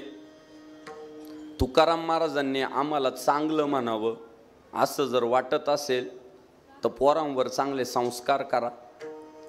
आणि तुकाराम महाराजांनी आमच्या आईबापाला चांगलं म्हणावं असं वाटत असेल तर पोरांनी नीट वागा. आईबापासाठी पण हे कीर्तन आहे आणि पोरांसाठी पण कीर्तन आहे. तुकाराम महाराजांनी आम्हाला शिव्या घालू नये असं वाटत असेल तर पोरांना नीट शिकवायचं. आणि आईबापाला तुकाराम महाराजांनी शिव्या घालू नये असं वाटत असेल तर पोरांनी नीट वागायचं. आईबापाचं सगळ्यात जास्त प्रेम पोरांमध्ये आहे. हाय का नाही आहे? हाय हो. प्रत्येक आईबापाला वाटतं माझी पोरं नीट घडली पाहिजे, माझ्या पोरांवर चांगले संस्कार झाले पाहिजे. आईबाप अज्ञानापोटी त्यांना काय शिकवावं काय समजावं सांगावं कळत नसेल, पण त्यांना कधीच वाटत नाही आमच्या पोरांचं वाटोळं व्हावं. लय करतात तो आईबाप. खरं सांगू, आईबाप जेवढं करतात ना तेवढं कोणच करत नाही जगाच्या पाठीवर. परवा मी सोशल मीडियावर एक पोस्ट पाहिली, फार घेण्यासारखं आहे बरं का. एक 4 व्हीलर कार रस्त्याच्या कडेला उभी राहिली. त्या कारमधनं एक 2 वर्षाचं बाळ उतरलं आणि त्याच्यासोबत त्याची आई उतरली. त्या 2 वर्षाच्या बाळानं रस्त्याच्या कडेला बसून शी केली आणि शी झाल्यानंतर त्या आईने पाण्याची बॉटल घेऊन त्या बाळाचं ढुंगण धुतलं आणि मागच्या गाडीतल्या एका माणसाने तो व्हिडिओ काढला. तो व्हिडिओ त्याने फक्त काढलाच नाही तर तो सोशल मीडियावर शेअर केला. आणि शेअर करत असताना त्याने जो संदेश दिला तो ऐकण्यासारखा आहे. तो म्हणाला की सध्या आपल्या महाराष्ट्रातील लोकांना फोटोग्राफीचा आणि व्हिडिओग्राफीचा मोठा छंद लागला आहे. म्हणजे बाकी काही असो, पहिला फोटो काढावा. फिरायला गेलो तरी फोटो काढतोय, घरात माणसं आली तरी आपण फोटो काढतोय. म्हणजे सगळ्यांना फोटोचं वेड लागलंय. तो म्हणाला सगळ्यांना फोटोचं वेड लागलंय, मान्य आहे. पण माझी प्रत्येक आईबापाला विनंती आहे, तुमच्या बाळासोबतचा आहे ना हा पण एक व्हिडिओ तुम्ही काढून ठेवा. का माहितीये का? काळ बदलायला लागला. हीच पोरं जेव्हा मोठी होतात आणि मोठी झाल्यानंतर आईबापाला विचारतात, आई बाबा लोक एवढी पुढे गेली, तुम्ही आमच्यासाठी केलं तरी काय? तेव्हा त्याला हा व्हिडिओ दाखवा, ढुंगणं धुतली ढुंगणं. किती विचार करण्यासारखा मुद्दा आहे हो, की जगाच्या पाठीवर आपल्याला ढुंगणावर लात मारणारे कमी भेटले. जाईल तिथं कोणीतरी ढुंगणावर लात मारलीच. ऐनिक प्रत्येक आईबापाचा आपल्या मुलावर प्रेम आहे. मग त्याचा जर हिताचा विचार केला, त्याच्यावर योग्य वयात जर योग्य संस्कार केले, ज्ञानोबा तुकोबांनी जे सांगितले ते संस्कार केले, तर ते पोरग आईबापाला धन्य बनविल. आणि आता पोरांना सांगतो, तुमचं सुद्धा सगळ्यात जास्त प्रेम आईबापावरच आहे. तुम्ही काही म्हणा, मी पटवून देतो तुम्हाला. अनेक घरांमध्ये पोरं आईशी बोलत नाही, बापाशी बोलत नाही. नाही जमत, स्वभाव आवडत नाही, काहीतरी मतभेद असतात, जमत नाही म्हणून आईशी बोलत नाही. बरोबर? पण तुमचं आईवर किती प्रेम आहे मी सांगतो. तुम्ही जरी आईशी बोलत नाही तरी चौकात एखाद्यानं आईवरनं शिवी द्या बरं. ते म्हणतात आईवरनं शिवी देशील ना, जन्मटेप लागली तरी चालेल, पण तो मर्डरच करील. कोण म्हणतं? तेच पोरग म्हणतं की आईवरनं शिवी दिली तर मर्डर टाकील, बाकी काय बोलायचं ते बोल, पण आईवर आणि बापावर जायचं नाही. याचा अर्थ काय? जगात आपलं सुद्धा सर्वात जास्त प्रेम आई बापावरच आहे. विठ्ठल विठ्ठल झालं. म्हणजे आई बापाचं पोरांवर प्रेम आहे, पोरांचं आई बापावर प्रेम आहे. म्हणून संतांचं जर कौतुक ऐकून घ्यायचं असेल तर आई बापाने पोरांवर चांगले संस्कार करा आणि पोरांनी आई बापाचं नाव मातीत मिसळू नये म्हणून चांगलं वागा. सिद्धांत संपला. पुढचा अत्यंत महत्वाचा मुद्दा की आपल्याला हिंदू धर्म वाचवायचा असेल, टिकवायचा असेल तर सध्या मी जे काही निरीक्षण करतोय ते तुम्हालाही पटतील. इतर धर्मीय लोक त्यांच्या धर्म प्रचारासाठी इतके कटिबद्ध झाले, एवढे कटिबद्ध झाले की परवा आमच्या नाशिकला माझ्या एका मित्राचं बांधकाम चालू होतं. तिथं काही मुस्लिम कर्मचारी गौंडी काम करत होते. त्या दिवशी शुक्रवार होता. 2:30 वाजता त्या पोरांनी सांगितलं की आज दुपारनंतर आम्ही येणार नाही. त्यांना विचारलं, अरे आम्हाला घाई आहे, काम पटकन उरकून घ्यायचंय, तुम्ही का बरं दुपारनंतर येणार नाही? त्या पोरांनी उत्तर दिलं, आज शुक्रवार आहे, आमचा सगळा समाज नमाजासाठी एकत्रित येतो, आम्ही शुक्रवारी दुपारनंतर काम करत नाही, कारण तो दिवस आम्ही आमच्या धर्मासाठी दिलाय. आणि आपली पोरं काय म्हणतात, आलो असतो पण आज मॅच आहे. काय आहे? आज मॅच आहे, आज ड्रीम 11 लावायचंय, रमी लावायचंय. आज त्याच्या आरी गेली आपली पोरं. आपण धर्माचं जागर करण्यात आपली पोरं कमी पडताय. बाकी काही असो, तुम्ही धर्माचं देणं लागतात. ज्ञानोबा तुकोबांनी सगळं गमावलं पण धर्म टिकावला. आज आम्ही सगळं कमावतोय पण धर्म गमावतोय. आपल्या पोरांना धर्माची अस्मिता राहिली नाही. मी तुम्हाला खरं सांगतो, मुस्लिमांचं पोरगं ती गोल टोपी घातल्याशिवाय घराच्या बाहेर पडत नाही, 3 वर्षाचं सुद्धा. ख्रिश्चनांचं पोरगं क्रॉस घातल्याशिवाय घराच्या बाहेर पडत नाही. ख्रिश्चन धर्मीय लोक, अनेक आदिवासातले आपली लोक कन्वर्ट करायला लागले. अनेक लोक आम्हाला भेटतात, आम्ही पूर्वी हिंदू होतो पण आता ख्रिश्चन झालो. अनेक तरुण पोरी सांगतात की आम्ही लव जिहादला बळी पडलो, आमचं आयुष्य उद्ध्वस्त झालं. आणि आपली पोरं मात्र कपाळाला टिळा सुद्धा लावत नाही. अनेक आम्हाला लोक म्हणतात, महाराज हिंदू धर्मावर बोला. मी त्याला पहिला प्रश्न विचारतो, तू कपाळाला टिळा लावितो का? तुम्ही जर स्वतःला हिंदू म्हणून घेत असाल तर सकाळी आंघोळ झाल्यावर कपाळाला टिळा लावा, आईबापाचं दर्शन करा आणि उंबरठा ओलांडा. तुमच्या हिंदू धर्माला अडचणच नाही. चला, पहिल्यांदा आपला समाज तर कळू देणार आहो. कपाळाला टिळा लावला ना तुम्ही, जगाच्या कोणत्या कोपऱ्यात गेले तरी जग ओळखल हिंदूंचे बछडे. जगाला कळू द्या की हिंदूंची पोरं. आपली युनिटीच लक्षात येत नाही. कपाळाला टिळा लावायला सुरुवात करा. दुसरं, घरात 4-5 गावात 4-5 घर राहतात परधर्मीयांचे, पण अभिमानानं त्यांच्या धर्माचा झेंडा घरावर लाविता. आपली देवपूजा करती नाही काही काही घरातली. माझी तुम्हाला विनंती आहे, जर 4-5 घर त्यांच्या धर्माचा झेंडा घरावर लावून गावाला अख्ख्या सांगता की आम्ही ह्या धर्माचे अनुयायी आहे, तर आपल्या सगळ्या हिंदू बांधवांनी शिवजयंतीला लावलेला भगवा जर वर्षभर फडकू दिला तर जगाला कळल हिंदूंची ताकद किती आहे. कळू द्या ना, हिंदू किती आहे, हिंदू किती संघटित आहे, हे जगाला कळू द्या. आणि दुसरा, तिसरा मुद्दा, पोरींला पहिल्यांदा हाय बंद करा. हाय अशी बोट करीत्या, हाय. ती बोट अशी केली म्हणजे लय तुम्ही शिकल्या असं त्याच्यातून सिद्ध होतं का? हाय बंद करा ना तुम्ही पहिल्यांदा. हाय आणि बाय. तुम्हाला मैत्रीण भेटली, जय श्रीराम म्हणा. मित्र भेटला, जय श्रीराम म्हणा. पोरांना पण विनंती आहे सगळ्यांना, हाय हॅलो बंद करा फोनवर पण सगळीकडं. पूर्वीचा काळ आठवा, पाहुणा घरी आला ना, आपला आजा म्हणायचा राम राम. काय म्हणायचं आपला आजा? राम राम. आता काय सुरू झालं? हॅलो, हाय, बाय. अहो आप्पा काहींना हॅलो पण नाही म्हणता येत. Hello, hello. जे आपल्याला म्हणता येत नाही ते म्हणायची गरज आहे का?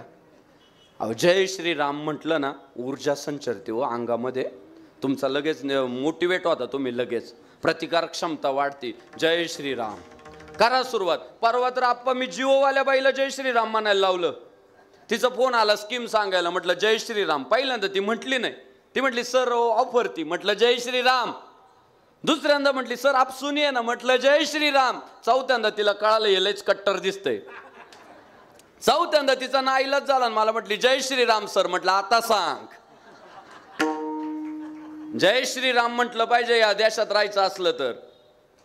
दुसरी बाजू सांगतो, ते पैसा बाजार नावाचं एक काहीतरी आहे बघा. पैसा बाजार नावाचं काहीतरी आहे बँकिंग क्षेत्रातलं. तर पैसा बाजार मधून मला एकाचा फोन आला. म्हटलं सर मैं अब्दुल बात कर रहा हूं, आपके लिए एक ऑफर आहे. म्हटलं जय श्रीराम ठरल्याप्रमाणे. ते काही म्हटलंच नाही हो. मला वाटलं जिओवाल्या बाईवानी ते म्हणल, ते काही जय श्रीराम म्हटलं नाही. मी परत त्याला म्हटलो जय श्रीराम. ते म्हटलं सर आप ध्यान से सुनिए मैं अब्दुल बात कर रहा हूं. म्हणजे तो मला निदर्शनात आणून द्यायला लागला की मी परधर्मीय आहे. बरं का? आप ध्यान से सुनिए मैं अब्दुल बात कर रहा हूं. म्हटलं जय श्रीराम. महाराज 5 वेळा जय श्रीराम म्हटलो, पण तो वारंवार मला हेच सांगत राहिला, सर आप ध्यान से सुनिए मैं अब्दुल बात कर रहा हूं. शेवटी मी एका मुद्द्यावर आलो, जय श्रीराम. त्याने पुन्हा मला सांगितलं मी अब्दुल बात कर रहा हूं. मी इतका रागात गेलो आप्पा त्या दिवशी, माझा पारासा टाकला. म्हटलं अब्दुल्ल्या तू काही का असे ना जय श्रीराम म्हण, आणि जय श्रीराम म्हणत नसशील तर गद्दारा फोन कट कर. त्याने फोन कट केला, पण जय श्रीराम नाही म्हटला. याच्यातून शिकायचं काय सांगतो तुम्हाला, जो हिंदुस्थानात राहून जय श्रीराम म्हणू शकत नाही तो राष्ट्रद्रोही आहे. आणि तुमच्या आमच्यात असे राष्ट्रद्रोही आता चौकात उभे. मग तुम्हाला आज एक मंत्र देतो, उद्या फळाच्या गाडीवर गेले पहिल्यांदा जय श्रीराम म्हणा. समोरचा जर जय श्रीराम म्हटला तर त्याच्याकडून फळं घ्या. तुम्हाला कळल तो राष्ट्रभक्त आहे का राष्ट्रद्रोही आहे. काही राहतात हिंदुस्थानात आणि पाकिस्तानाचे गोडवे गाताय. पाकिस्तान जिंकल्यावर फटाकडे वाजवणाऱ्या काही अवलादी या देशात. तुम्ही ब्रेडच्या दुकानात जा, आधी जय श्रीराम म्हणा. तो जय श्रीराम म्हटला तर ब्रेड घ्या. पावावाल्याला जय श्रीराम म्हणा तर पाव घ्या. भांगारवाल्याला जय श्रीराम म्हणा तर त्याच्याकडून खरेदी करा. काय कळल आपल्याला, आपले कोण आणि परके कोण कळल. या देशात राहायचं असेल तर जय श्रीरामाचा देश हा, इथं जय श्रीराम म्हटलंच पाहिजे. सवय लावा तुम्ही, तुम्हाला कळल. मी अनुभव घेतोय, महाराष्ट्रभर फिरतोय, एखाद्या चहाच्या टपरीवर उभा राहतो, जय श्रीराम म्हटलं तर चहा पितो, नाही तर पुढे निघतो. टाका जरा आर्थिक बहिष्कार टाका तर हिंदुस्थान वाचणार आहे पुढे, नाही तर हिंदुस्थानात राहून कारवाया मोठ्या प्रमाणात सुरू आहे. आपल्याला त्याच्यावर मोठं काम करावं लागणार आहे. जय श्रीराम म्हणायला सुरुवात करा, कपाळाला टिळा लावायला सुरुवात करा, घरावर भगवे मिरवायला सुरुवात करा. आणि ह्याच धर्माच्या रक्षणासाठी कटिबद्ध झालेले आपल्यातील सर्वात ज्येष्ठ या परिसराचे विकास पुरुष म्हणून ज्यांच्याकडे पाहिलं जातं, इथं सर्वसामान्यांना सोबत घेऊन चालणारं व्यक्तिमत्व म्हणून ज्यांच्याकडे पाहिलं जातं, ते सन्माननीय एकनाथ काका पठारे यांनी गेल्या 29 वर्षांपासून हा नवरात्रोत्सव चालू केला. आणि मी म्हणालो ना, आपुलिया हिता जो असे जागता धन्य माता पिता तयाची या. त्यांच्या पुढच्या पिढीमध्ये सुद्धा असंच नररत्न जन्माला आलं, आणि ते म्हणजे आपल्या सगळ्या युवकांचं वैभव. या परिसराचे युवा नेते सन्माननीय नवनाथ भाऊ पठारे महाराज. नवनाथ भाऊचं आप्पा मला कौतुक हे वाटलं की खिशाला छत्रपती शिवाजी महाराजांचा बिल्ला लावल्याशिवाय हा माणूस घराच्या बाहेर पडत नाही. जाईल तिथं आधी जगाला दाखवतो मी शिवरायांचा मावळा आहे, आता बोल. कळू द्या ना आम्ही शिवरायांचे मावळे. नवनाथ भाऊंचा तो आदर्श आपण सगळ्यांनी घेतला पाहिजे की जगाला ओरडून सांगतात आम्ही शिवरायांचे मावळे. नवनाथ भाऊंनी कमी वयामध्ये महाराष्ट्रभर अनेक मोठा मित्र परिवार जोडला. मी 2-4 दिवसापासून सोशल मीडियाच्या बातम्या पाहतोय. कोण कोण राजकीय क्षेत्रातील मातब्बर, आध्यात्मिक क्षेत्रातील मातब्बर आज इथे ज्यांनी हजेरी लावून गेले ते सन्माननीय शिवशंकर स्वामी. गोरक्षणामधलं एक अत्यंत मोठं नाव, म्हणजे आज जे तरुण गोरक्षणाचं काम हाती घेतात ते शिवशंकर स्वामींच्या नेतृत्वाखाली घेतात. की आज आम्हाला जर कुठं अटक झाली, आम्हाला जर कुठं त्रास झाला तर शिवशंकर स्वामी आम्हाला मदत करील. अशा पद्धतीचा गोरक्षक इथं हजेरी लावून गेला कीर्तनाच्या सुरुवातीला. आणि आता कीर्तनाच्या शेवटी बघा नवनाथ भाऊचं काम, की गोरक्षणाच्या बाबतीत सर्वात पुढे असलेलं नाव म्हणजे शिवशंकर स्वामीचं आहे. आणि न्यायाच्या बाबतीत सर्वसामान्य असू द्या, मोठा असू द्या, नेता असू द्या, नाही तर श्रीमंत असू द्या, पण न्याय मिळवून देणारं व्यक्तिमत्व म्हणजे आमचे मंगलदास आप्पा बांदले. मी शिक्रापूर शिरूर परिसरात काम करतो. सर्वसामान्य लोक आम्हाला सांगतात की काही असो मंगलदास आप्पा सत्याची बाजू घेतात. आणि आप्पांचा हाल नावलौकिक महाराष्ट्रभर झाला. मी सुरुवातीलाच म्हटलो की राजसाहेब प्रसिद्ध वक्ते महाराष्ट्रातले. आम्ही राजसाहेबांचं ऐकून बोलण्याचा प्रयत्न करतो. पण जुन्नरलाच ना आप्पा, जुन्नरला राजसाहेब आले होते. राजसाहेब म्हणजे ॲटिट्यूड म्हणजे काय, तर राजसाहेब म्हणजे ॲटिट्यूड काय. कोणी जर प्रश्न विचारला बा ॲटिट्यूड म्हणजे काय, तर राजसाहेब म्हणजे ॲटिट्यूड. ते बळ पाहत नाही लवकर, बोलायचं तर लांबच. पण तिथे मंगलदास आप्पांचं भाषण झालं. राजसाहेबांनी आप्पांचं तोंड भरून कौतुक केलं, असं आप्पांचं वक्तृत्व आहे. ज्ञानोबा तुकोबांचा, छत्रपती शिवराय धर्मवीर संभाजी महाराजांचा अभिमान असल्यामुळं आप्पांची भाषणं हिट होतात. आता नंतर काय बोलतील सांगता येत नाही. तिथं काय विषय नसतं, मुळात पैलवान आहे. त्यामुळं आप्पांचं भाषण प्रसिद्ध आहे आणि असं समाजसेवा करणारं व्यक्तिमत्व कीर्तनाच्या शेवटी मागं चित्राताई वाघ असतील, अंकिताताई पाटील असतील, भली भली मातब्बर मंडळी येऊन गेली आणि हे नवनाथ भाऊंनी तरुणांचं मिळवलेलं प्रेम आहे. नवनाथ भाऊंला पार्श्वभूमी अशी लाभली, बाप तर मोठा आहेच आप्पा, बाप तर मोठाच आहे, पण सासरा पण हिट आहे. रामदास शेठ ठाकूर खेड तालुक्यात विचारा, रामदास शेठ ठाकूर, लोक म्हणतात नाव नाहीये ब्रँड आहे. महाराज महाराष्ट्रातली सर्वात मोठी महाराष्ट्र केसरी बैलगाडा शर्यत, महाराष्ट्रातली सर्वात मोठी हिंद केसरी, बरोबर ना आप्पा, हिंद केसरी बैलगाडा शर्यत रामदास शेठ ठाकूर. आज खेड तालुक्यातला कुठलाही मोठा राजकीय निर्णय घ्यायचा झाला तर रामदास शेठला विश्वासात घेतलं जातं. असे नवनाथ शेठचे सासरे म्हणजे रामदास शेठ ठाकूर. म्हणजे एकनाथ काका तुम्हाला पोरगाही चांगला लाभला आणि सुनबाई पण चांगली लाभली. या दोघांनी जर मनावर घेतलं तर परिसराचा विकासच होणार आहे. हा शब्द मी देतो, हा शब्द तुम्हाला देतो.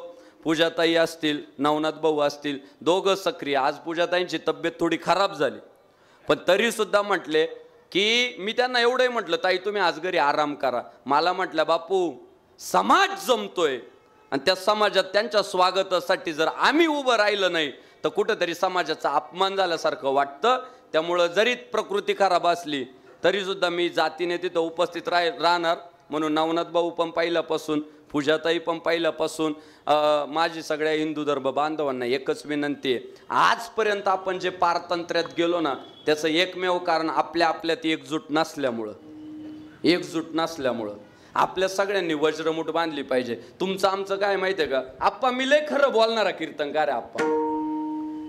आपला प्रॉब्लेम काय माहितीये का, कीर्तनाला आणि भजनाला आपण सगळे एक आहे पण निवडणुकीच्या वेळेत पक्षात वाटलेले. हा तुमचा आमचा लय मोठा प्रॉब्लेम आहे. म्हणून आपण जे कायम उपेक्षित आहे ना, की वारकऱ्यांची कोणी बाजू घेत नाही आणि हिंदू म्हणून पण आपली कोणी बाजू घेत नाही.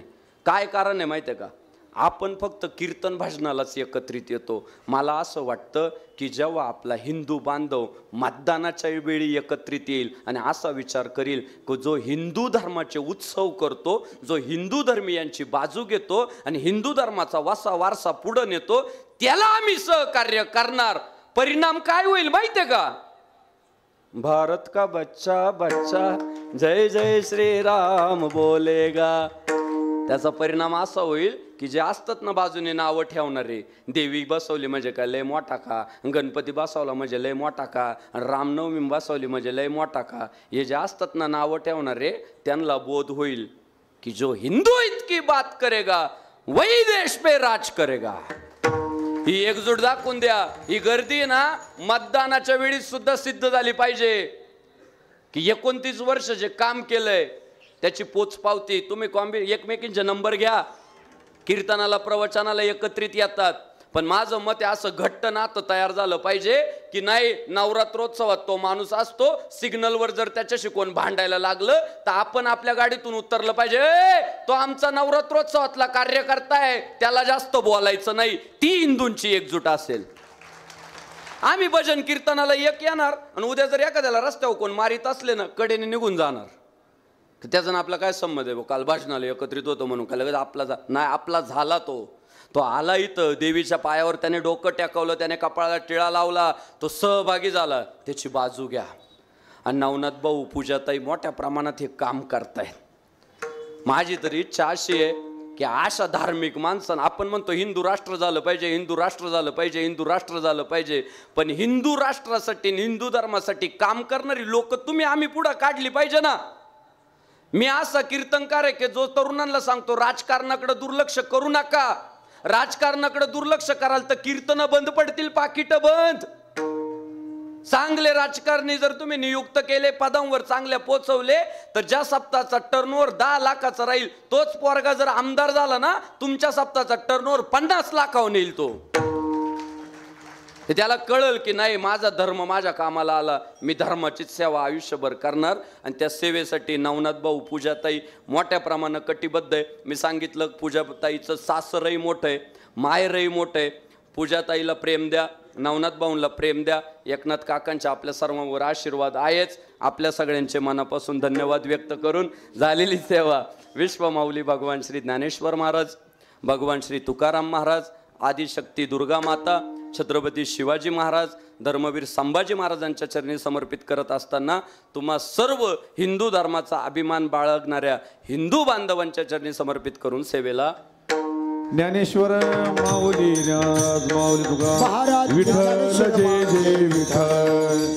खाली बसा खाली बसा. आ बोलिले लोक रे वाघोरे उत्तरे करा राजबाप राजबाप म्हणे ज्ञानेश्वरा तापाया बैठील करा ज्ञानदेव तुकाराम ज्ञानदेव तुकाराम तुकाराम, तुकाराम. तुकाराम तुकाराम